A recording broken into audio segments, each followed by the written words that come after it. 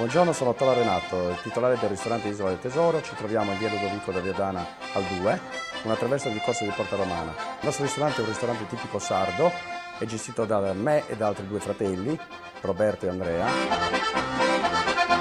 Lavoriamo dei prodotti tipici sardi. Il nostro antipasto forte è l'antipasto Isola con vari assaggi di pesce, con in mezzo una bella insalata di mare calda alla catalana, non manca il nostro prosciutto sardo coltello, tutti i salumi sardi, la salsiccia, il pecorino, poi abbiamo anche i nostri ravioli sardi fatti in casa con la ricotta di pecora, i gnocchetti sardi alla campidanese, gli spaghetti tre orgasmi che sono fatti con vongole, rice e botarga, il maialino sardo. Quando c'è stagione facciamo anche il capretto al forno con le patate o l'agnello con il carciofo in umido, il pesce non manca. L'aragosta alla catalana su ordinazione, dolci prepariamo le buonissime seadas col miele di corbezzolo o zucchero di limone.